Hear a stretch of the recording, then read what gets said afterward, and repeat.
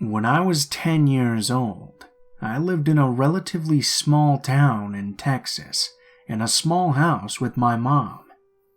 My mom has always been a very caring heart for those in need, so when my uncle called her one night and told her he ran into a homeless girl at the local park, my mom offered to help her out for a day or so, just to help her get her back on her feet. That sort of thing. When the girl arrived at my house, she told us that her name was Laura. Laura told us that she was 16 at the time. She seemed to be a bit of a shy girl.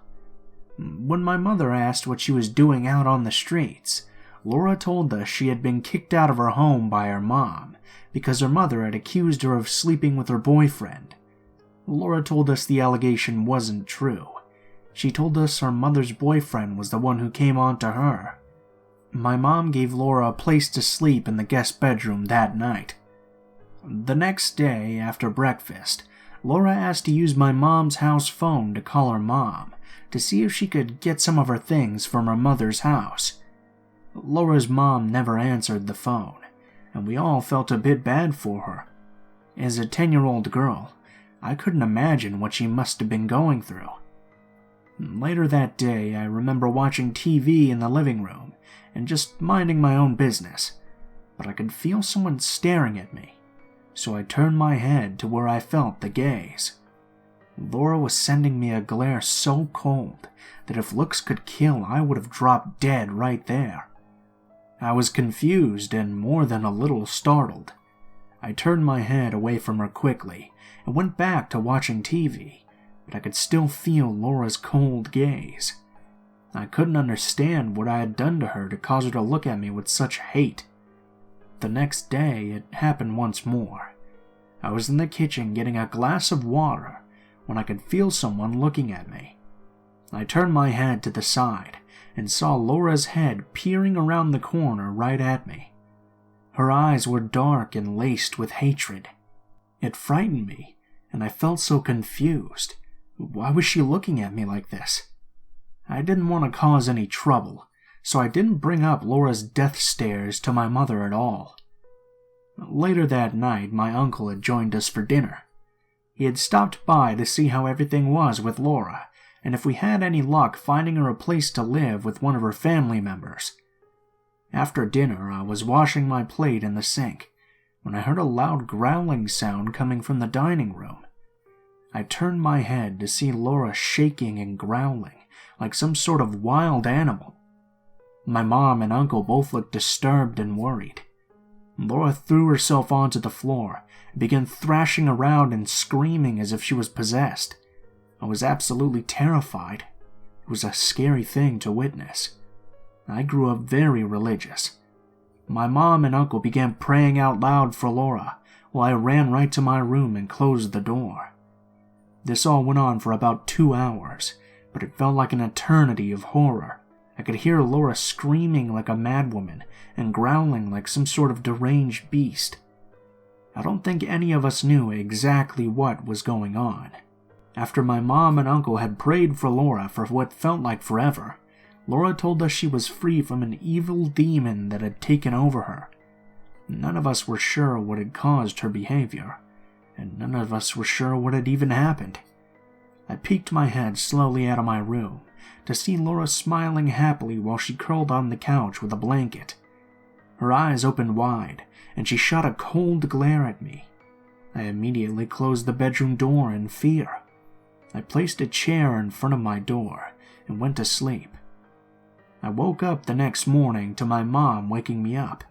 She told me that she was taking me out to eat at my favorite restaurant. When I asked her if Laura was going, she gave me a serious expression and spoke. "Your uncle is going to take Laura back to her mom's house. He slept on the couch last night after what happened. He and I were talking when the two of you have gone to sleep, and we pieced together that Laura might have made the entire performance up last night," she said. "She's not stable, and we both think she's dangerous." As I heard my mother say those words, relief washed over me. I got dressed and went to the car to go to the restaurant with my mom. When we got into the car, we saw Laura and my uncle getting in his truck with her. Laura looked angry. Her expression was of a child's when you don't give them what they want. She got into my uncle's car and they drove away.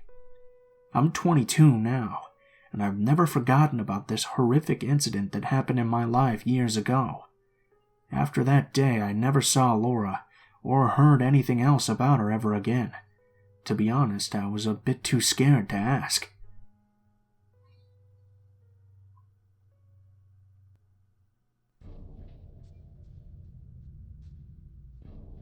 The story is fairly long because it took place over about a year.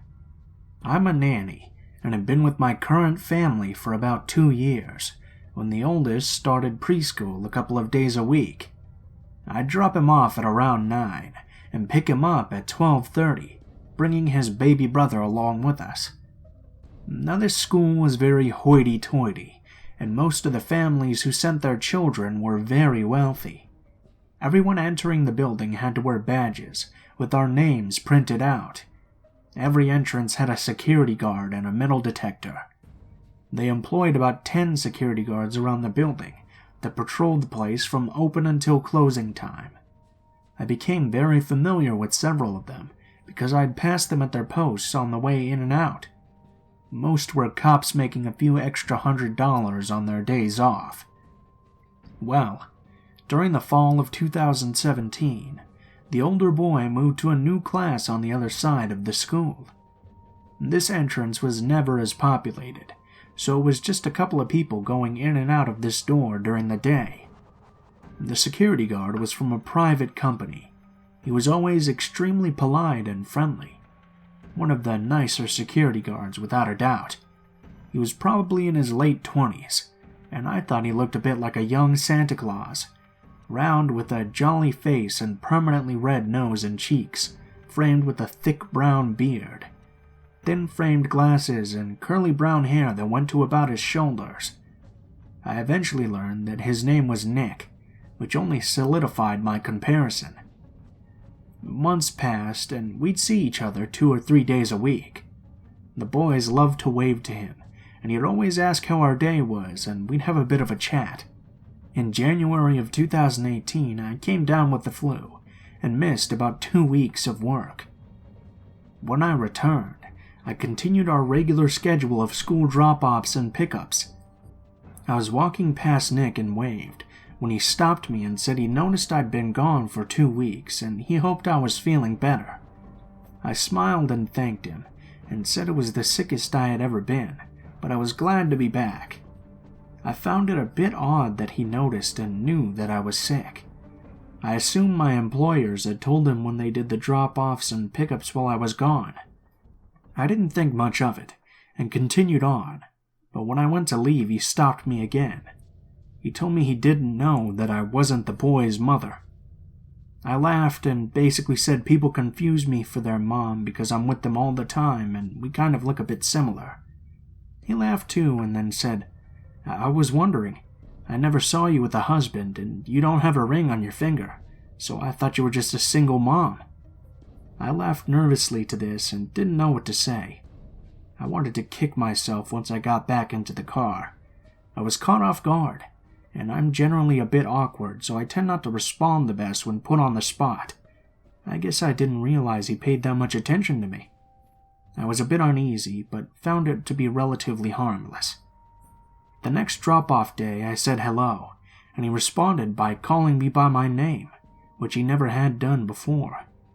He told me I looked nice, which he'd definitely never done before, and I was very surprised. I started to think he may be interested in me, since learning that I'm not actually a single mom. This was a bit weird for me. I'm gay, and I also look very gay, so men very seldom take an interest in me. So when they do, I'm a bit weirded out. When I left, we exchanged a simple goodbye, and the rest of the week passed pretty non-eventfully. In early February, I was doing the drop-off yet again, when on the way out with a baby strapped to my chest, Nick stopped me. He was very courteous, but he asked me if I'd be interested in going to dinner with him some weekend. Again, I'm incredibly awkward, so my response was to laugh. I could see he was immediately offended. I apologized and tried to explain that I was actually engaged and had been in a long-term relationship. This was actually true. His face changed and he said, "Well, where's your ring?" The way he said this made me uncomfortable. I felt accused and defensive. I told him I didn't really like wearing jewelry to work, so I only wear it on the weekends. I had accidentally scratched the baby with the ring when he was just a newborn and decided it wasn't something I could wear when I was caring for them. He didn't seem satisfied with my answer, but he let me go and told me to have a good evening. When I came to pick up the older boy that afternoon, though, Nick seemed agitated. I said hello, but he ignored me. Okay, I was upset, but I decided to let it go. I didn't want to hurt his feelings, but geez, could he not tell I was gay? The constant button-ups didn't clue him in. Did I need an undercut? It wasn't personal, so why was he so angry? When I left again, he ignored me once more. I swallowed and thought, oh well, he'll get over it. I had put the baby in the back seat of the car and was buckling up the 3-year-old when a voice behind me boomed, "You don't have to lie to me." I whipped around, and Nick was about a foot away from me. I was grabbed between the car, the open door, and his body. He no longer looked like this jolly, polite young man. He was big, probably around 6'2", and easily 400 pounds. I was scared, and I was angry. How dare he come up to me and scare me? How dare he try to corner me and intimidate me when he knows I'm just doing my job? I hurried out of the doorway and shut the door and locked it, with the keys in my hand. I stood inches away and tried to back up. You don't need to lie to me. If you aren't interested, just tell me. I don't like liars. I didn't know this guy anything, but explained that I wasn't lying. I really was engaged and it was nothing personal. He was a nice, friendly guy and that I didn't mean to hurt his feelings. He was angry. He huffed. "Oh, you didn't hurt my feelings. I just don't appreciate dishonesty. You lied about being their mother, so I figured you were lying about this too." I was mad. I had never once lied about being their mother. He assumed because I was the one doing the drop-offs and pickups. Our conversations never got beyond hello, good day, and goodbye until recently. I decided this one was over. He was talking down to me and accusing me of nonsense. I told him I never lied about this or anything, and didn't appreciate his tone. I went around and got in the car. He followed me, but kept his distance and said, "I'm not even sure why I wasted my time on you anyways." I was shocked. He was a completely different person. I avoid altercations at all cost, so for someone to speak to me like this was very upsetting. I ended up disclosing my situation to the employers, who got very upset. They didn't like how he spoke to me, and especially didn't like that this was done around their children. They ended up contacting the school, which I was mortified about. I was terrified to see him again, knowing he'd know that it was me who told. That never happened. He was fired and replaced immediately with a retired cop, who was incredibly unfriendly, but I was grateful. I felt bad. I thought my employers had overreacted, but they were prone to such things, and honestly I was selfishly happy I wouldn't have to see him again. I was worried about how awkward it may be. I let it go and weeks passed, and the school drop-offs were uneventful. However, in May of 2018 that all changed. I live in an enclosed apartment complex in uptown Dallas. Our apartment neighbors a ton of bars, so we have some issues with break-ins and vandalism. We've always had police presence, but after an incident where some drunk guy broke into the office through a window, the office manager decided to hire additional security guards. Guess who ended up doing the night shifts? Nick, of course. When I saw him, I was checking my mail, and he passed me by in his uniform. I froze when he looked me directly in the eye and said, "Good evening, ma'am." Good. He must have forgotten about me. I was shaking as I went up to the apartment and immediately told my fiancée who I saw. She was aware of the situation with Nick at the old preschool, and being the daughter of a cop was always more suspicious and expected the absolute worst out of everyone. She didn't want him to find out which apartment was ours, so we started taking the back elevator and parking in a different area. He only patrolled the office area on the perimeter of the building, so we found it easy to avoid him for about a week or so. One day the back elevator was out of order, so I had to take the front elevator from the parking garage up to my apartment on the 4th floor. The elevator stopped in the lobby, and Nick walks on and I freeze. I guess he could sense I was anxious. He looked at me and said, "Don't worry, my name. I'm not mad you got me fired, so just don't do it again." I didn't even respond. I got off on the 4th floor and then thought, shit, now he knows which floor I live on. I immediately ran inside and told my fiancée, and she said we should contact the management. I convinced her this was a bad idea. It could make him angry, and I doubt he'd let me go. He hasn't done anything. But did he follow me here? He knew me. How did he end up here? It seemed like too much of a coincidence. I will say we lived in panic. We kept our door bolted and installed a camera.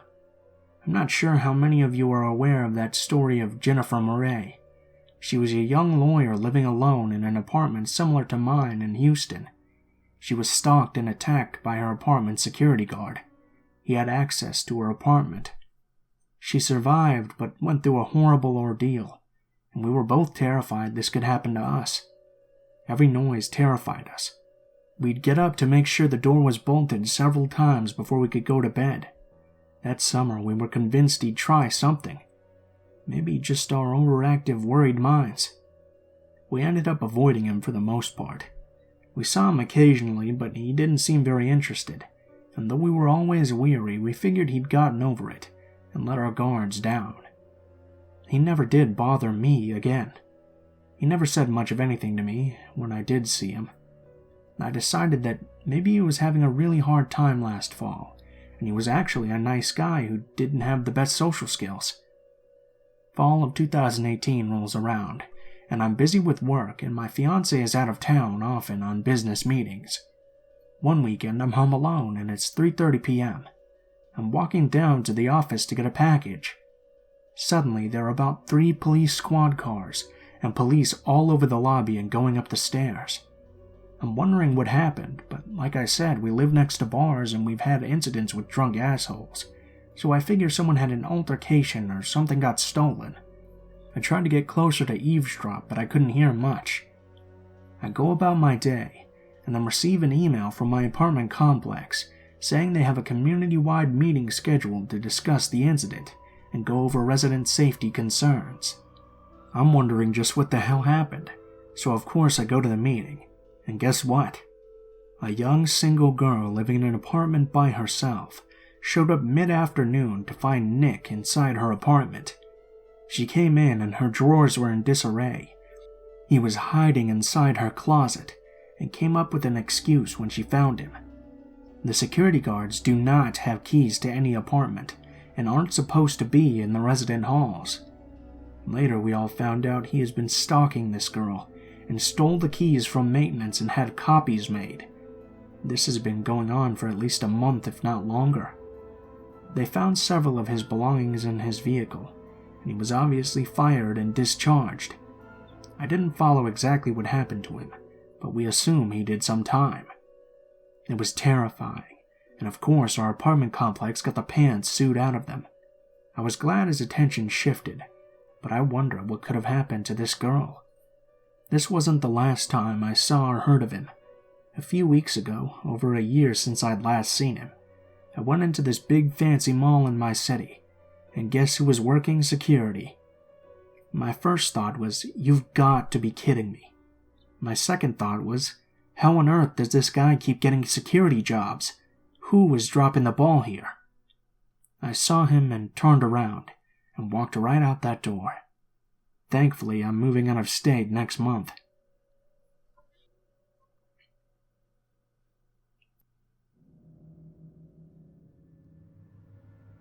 This happened when I was maybe 9 or 10 years old. I have a sister who's 8 years younger than me, so at the time she was about a year or two old. During the summer months in Calgary, Canada, my family and another 3 or 4 families would frequently have barbecues in Bonus Park.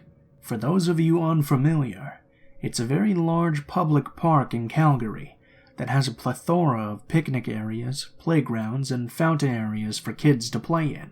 The area is very large, so you'd have a 5 to 10 minute walk between playgrounds and picnic areas and bathrooms. Often, us kids would leave the adults to go play in the fountains or the playground, and it was generally safe enough that this never made any issues. I recall one time we went and were playing in our bathing suits, when I see this tall man with glasses and a large cowboy hat sitting on a bench just outside the fountain area. He was watching us. I was a naive kid, never had any prior talks about stranger danger or any of that stuff, and this cowboy hat made me automatically assume he was a park ranger or something. A couple of hours after leaving the fountains to eat and chill with the adults, my baby sister announced she needed to use the bathroom. She was nearly potty trained at this point, but not completely. My mother asked me to take her to the bathrooms, which were about a 10-minute walk away. My friend, who was about my age, came along with me. I just remember walking with them when a man comes up to us saying, "Hello," and trying to start a conversation. He was wearing a cowboy hat. Again, I assumed it was another park ranger. He was asking for our names and our ages, and just overall had a very friendly demeanor, so our idiotic selves talked openly with him. I did notice that he had a particular interest in my baby sister, and at one point even asked to hold her, but she was very fussy and wanted to walk. This went on until we reached the bathrooms, where we said goodbye to him and went in. Now this is when even my naive self started to feel like something was wrong. My sister ended up having an accident on herself, and I asked my friend to stay with her in the bathroom while I ran back to the picnic area to get a change of clothes from my mother. When I stepped out of the bathroom, I found that the same man was standing a couple of feet away from it, clearly waiting for something. That's when alarm bells started going off. I ran back to the picnic area as fast as I could and told my mom that I thought some guy was following us. She came back with me to the bathroom. When the man saw me with my mother approaching from about 100 meters away, he booked it, power walking in the opposite direction as fast as possible, without attracting any attention from anyone nearby. At the time, I completely forgot about what had happened. It wasn't until a couple of years later that I suddenly realized that the man waiting for us outside the bathroom was the same man who had been watching us play in our bathing suits hours before this. I can only assume he had been watching us for hours until we left the adults after we had gone swimming to approach us. Also, that particular park did not have any park rangers. I have no idea what his intentions were, but I'm glad I'll never have to meet him again.